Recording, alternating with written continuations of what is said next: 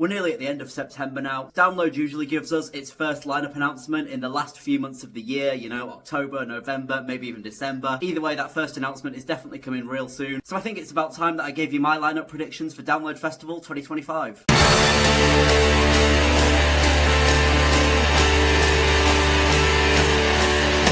So this was actually quite a hard one to make. Download has become so diverse and different than ever these last few years, I think. And with all those changes, it's made me question who could actually headline Download in 2025. So a lot of it was difficult to decide on this time round. The headliners I'm pretty comfortable with. Some of the other bands I'm almost 100% on that they're going to be on the lineup next year. But this is just my predictions. It's also, I guess, a bit of a dream lineup while still trying to be somewhat realistic to what we'll actually get. There's a lot of bands I don't know. There's a lot of bands that I might have completely missed out that you're disgusted at me for because I didn't include them. Sorry for that if I forgot any really obvious ones that could possibly be on the lineup, you know, non-headliner wise even. And it's worth mentioning, I actually made a video like this last year and I got at least, you know, quarter to almost half the bands right on that one, especially with some of the higher bands like Ain't a Shikari, Limp Bizkit. I was spot on with that all. So I'm pretty comfortable with at least half of this lineup. The other half might be very questionable to a lot of you, but I'm just going to show you it. Alright, this is my Download Festival 2025. Give yourself a few minutes to really take this one in. I'm happy with it. I think it's really cool. We're going to go over it all anyway, so I'm going to sort of give you my reasons for putting these bands where they are and stuff. So, and obviously these bands can be anywhere on the lineup for me, really. Like, it doesn't matter what day they're on. This is not my day prediction. This is just my lineup prediction. So, you know, my goal with this one is to get at least 30 to 50% of the lineup right. 50 might be pushing it a bit, but I don't know. Let's just go down it anyway. So Linkin Park, very obvious one. One of the most talked about bands right now in rock and metal. They've obviously just made a massive return with new vocalist Emily Armstrong. As I'm making this video, they just put on an enormous concert in London last night as well that I could not go to. Very sad about that one, very jealous about that one. A lot of people that I camp with at Download went to that last night and I'm extremely jealous of them all. It looked really amazing. Obviously, for a lot of people, this is one of the top bands we want to see at Download next year. There's only one thing that I can think about that might stop this one from happening, and that is, I think I remember reading somewhere that Andy Coppin had already booked the headliners for Download 25 a long time ago, like even before we got the announcement for 2024. That could be wrong, that could change, that could obviously change with something like this happening, with one of the biggest rock bands ever coming back. I think there's a good chance that Linkin Park could be on the lineup, but also if the lineup's already booked, we might have to wait till 2026 to get this one, and there is no way that Linkin Park could come into this festival unless it's a headline slot. So we all want Linkin Park. It might not be Linkin Park. They're on my lineup anyway because I want to see them there, and this is also a dream lineup as well. So yeah. Also, stop headlining Linkin Park. I've got Bullet for My Valentine, for the pure reason that Bullet are long overdue at the festival. They're also doing a massive 20th anniversary tour next year in celebration of their first album. I think we've got a good chance of seeing Bullet on the lineup. Whether it's sub-headlining Linkin Park, whether it's headlining the second stage, or just somewhere on there, I'd love to see it happen, and I'm sure a lot of other people would too. Here's another really obvious one right under them. We've got Spirit Box. Do I even really need to say why Spirit Box should be on the lineup? Extremely relevant, extremely huge band right now. Very much one of the biggest blow-up bands between like 2021, 2022 era. Still continuing to be massive. Very just insanely talented. Courtney LaPlante, insane vocalist. We need to see Spirit Box back on the lineup, and definitely not in a 10th stage. I think they need that main stage slot, and pretty high up at this point as well. Dare I could say they could also headline the second stage as well. They're just at that level already, it's crazy. Then we got Malevolence, another very talked about metalcore band in the scene right now, very popular. And same with Caskets, another pretty relevant band right now. If you've not heard of Caskets, I wouldn't be surprised though, because they're still pretty small, but they're just another great metalcore little like alternative rock band, I guess you can call them. One of my favourites right now. I've seen them a couple of times. I think they're a perfect fit for one of those really early on bands in the day. Yeah, I'd love to see them back again. I guess I'll just stick to going down one day at a time, so we'll just go all the way down. Moving on to the second stage, I've got Sleep Token headlining. Now, bearing in mind, in my sort of dream lineup, I'm not really wanting the second stage to clash with the main stage. I know that it usually clashes with the start of it, so your biggest clash here would be Sleep Token clashing with like some of Bullet, maybe the very start of Linkin Park. So, you know, there's quite a diverse fan base between those bands as well, so I feel like it'd be hard for a lot of people. I'd really like to see Sleep Token, but I feel like I'd have to pick Linkin Park and Bullet anyway. So I have kind of clashed myself pretty hard there.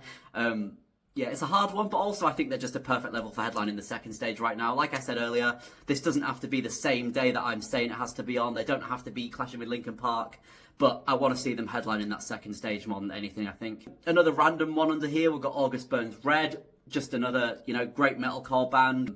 Yeah, there's not much more reason for this one. I think they're relevant enough right now to certainly be on the download lineup. Moving on to the Avalanche stage, I've got Don Broco headlining on the Friday. Again, relevance, growth. This band, I don't think they've headlined this stage before at Download. They've definitely been to Download a couple of times, and they've definitely not been back in the last few years. So yeah, I think they'd be a great fit for Avalanche stage headliner. Dogtooth stage headliner, I got Knocked Loose. Again, relevance. I'm going with relevance a lot this time. Very, very relevant metalcore band right now. Probably one of the most relevant in the UK metalcore bands right now, to be honest. That I see them talked about a lot. I think this band are a perfect size for headlining the Dogtooth stage. They could also go much higher up on the lineup on the main stage. Quite low down, second stage, in the middle somewhere. Alright, now moving on to the Saturday, this one gets pretty interesting, as you can see. I've got Korn headlining. Now, this is probably the most far-fetched headliner of the three, to be honest, for me. I don't actually think it's going to happen, but I've seen so many comments saying Slipknot are going to be there again, and for me personally, I think it's just a little bit too soon. I know that it's the 20th anniversary. I know it's all a big deal, a lot of nostalgia for a lot of fans. I just think it's way too soon for Slipknot to come back and headline. They were just there for the 20th anniversary in 2023. I don't want to see them on the lineup next year. I think we need to give other bands a chance. And after those few massive concerts that Korn put on a couple of months ago, I think they've earned that title of headlining Download now. This is one of the biggest bands out there in rock and metal that I cannot believe haven't headlined Download yet. People will not be complaining if you put Korn as a headliner of Download. You can't really argue with me on this one, apart from that they're not big enough. That is complete BS. They are completely big enough to headline Download, and if not, I'd still like to see them sub-headlining again, at least.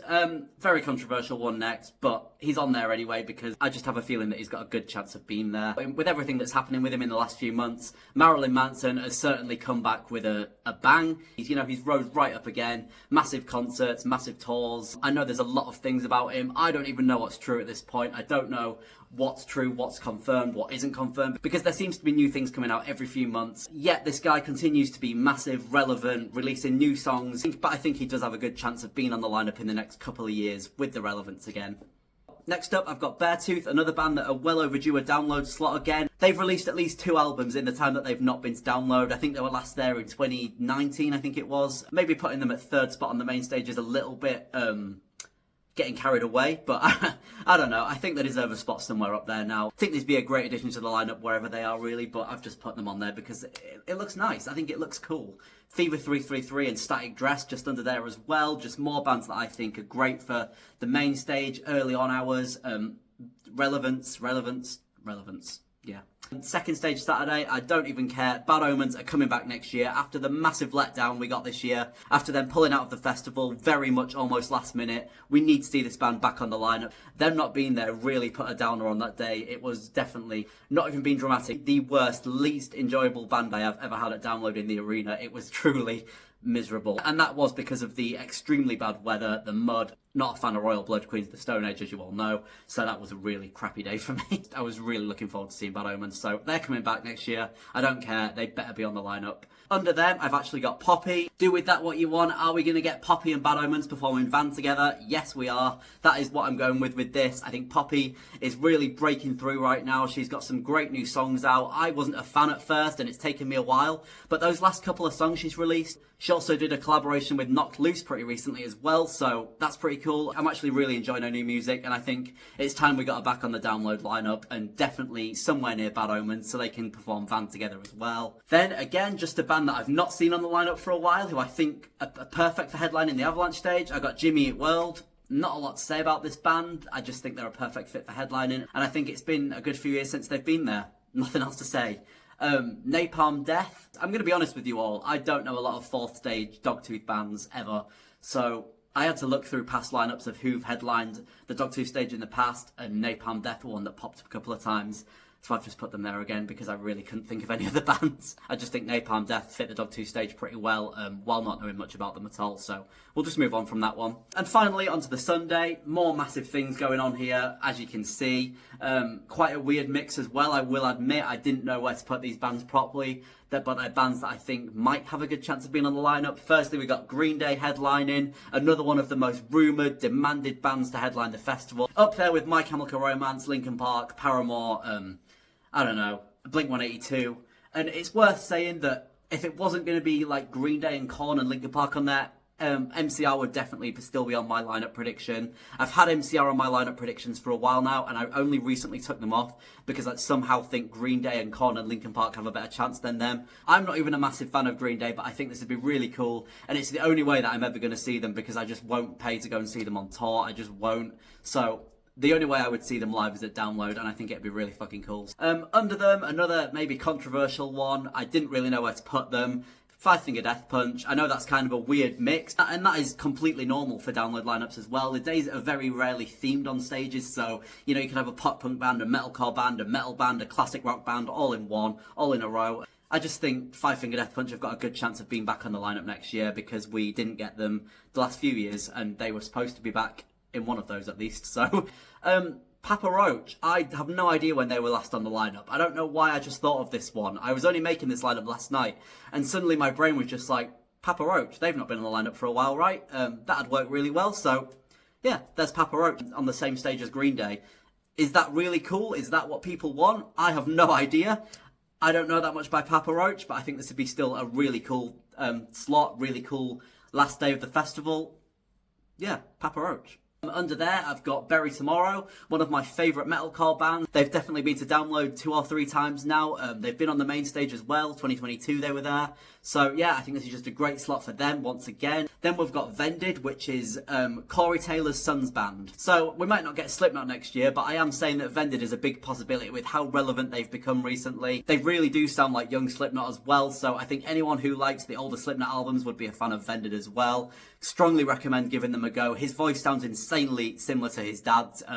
Maybe a bit too similar. It's kind of creepy, but really cool at the same time. Another band that I know a lot of people are not going to be a fan of, but another one that I think is long overdue to play Download, is Motley Crue. I would love to see Motley Crue back at Download. They were last there in 2015, so it'd be exactly 10 years since they were last there. I think this would be a great slot. I want to see Motley Crue either sub-headlining on the main stage or headlining the second stage. I want to see this band at least once before they are completely done, and they're probably not that far from being completely finished for the, 10th time now. Under them, I've just got another band that are pretty relevant again right now in this moment. Great band. Would kind of fit the theme along with Motley Crue as well. I think that that'd draw some very similar fans, you know. It'd draw in a lot of the goths, so I think this would really be a cool, even though I just said I don't really care about themes, I think that would be a cool little goth day. We could get some more gothic theme bands on there, maybe some Wednesday 13, Creeper, you know, Blackville Brides. Those sort of bands all on there would look really cool, I think. Then I've got one of my favourite bands headlining the Avalanche stage, which they have before, 2017 when I saw them,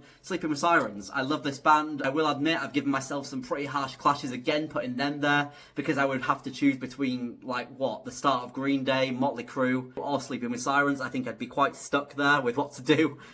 Probably have to jump from stage to stage. Yeah, I just think another band that have got a pretty good chance of being on the lineup next year just because they've not been there in a few years. They've released a bunch of new albums, a bunch of new music. But also I'd like to see this band on the Slam Dunk lineup as well, so we'll see how that goes. And finally on the Dogtooth stage on the Sunday, I've got Loathe headlining. Another one that I don't really know that much about, but they're a much younger generation band again, relevant with the younger generation. I think they're a good fit, and with these bands I'm pretty happy with the clashes as well. All different fan bases for every band on here. You've got the emos, you've got the new generation, younger people who will want to see Loathe maybe.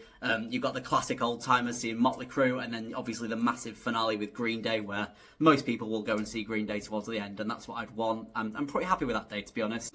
Yeah, that is my Download 2025 lineup prediction. What do you think of it? I can just feel a lot of people disagreeing with me hard right now at some of the choices I've made here. Maybe you're strongly agreeing with some of the things I'm saying. All of us want to see Linkin Park headline. Most of us probably want to see Green Day and Korn headlining.